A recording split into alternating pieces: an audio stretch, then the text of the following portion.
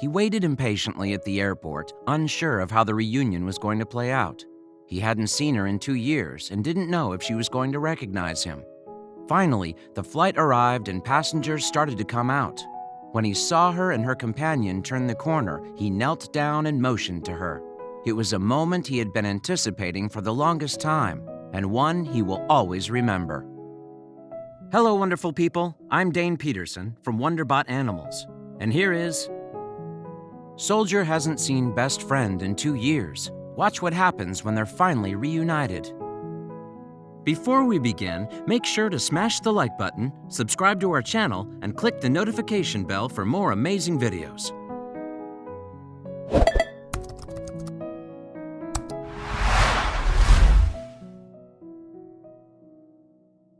When Army Staff Sergeant Tom Hansen first met Taylor the Labrador, he had no idea of the incredibly strong bond he would form with her.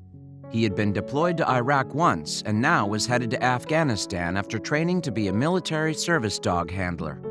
Taylor was a bomb-sniffing dog, trained to find everything from explosives to ammunition, weapons, and vehicles. It was a working relationship that turned into so much more. On their first mission together, Sergeant Hansen and Taylor were still getting to know each other. They were assigned to an 11-soldier Special Forces team and commanded to search a mountain pass. 20 minutes into the mission, her behavior changed. Sergeant Hansen knew this meant she had sniffed something out, but she kept going around without pinpointing a specific spot, and the soldier became frustrated. He walked up to her and realized there was an IUD buried within an inch of his foot. This taught him a valuable lesson.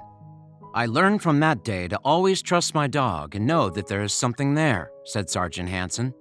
This trust grew into a very special bond that helped keep both of them, as well as their unit, safe. Taylor sniffed out explosive traps laid by insurgents, and when there was a firefight, he always commanded her to cover before engaging.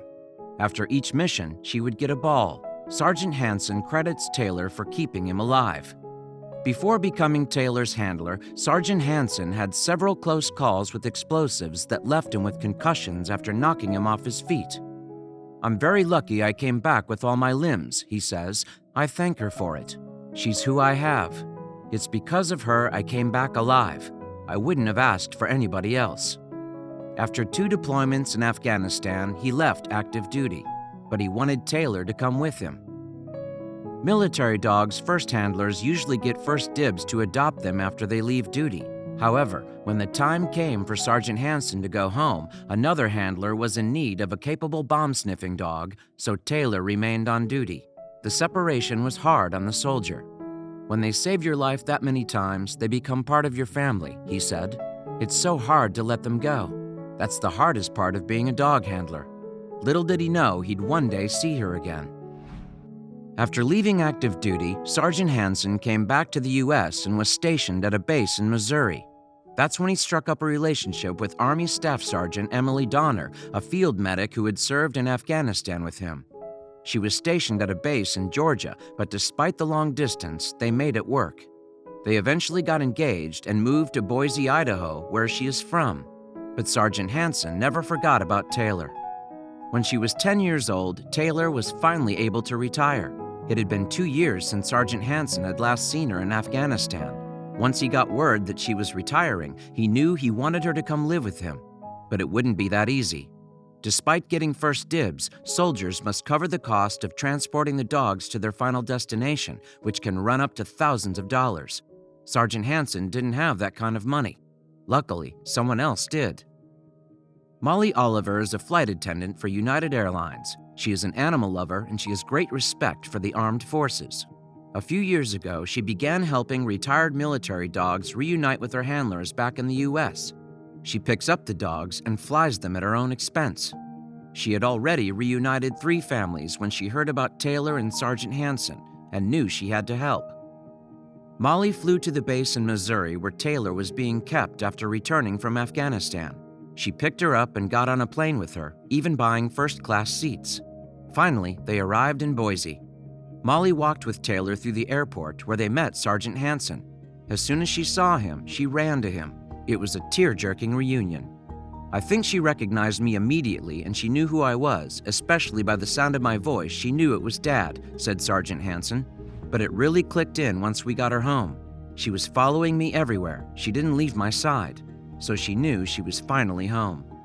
Even though Taylor is now an older dog, Sergeant Hansen is committed to making the most out of the time they've got left together.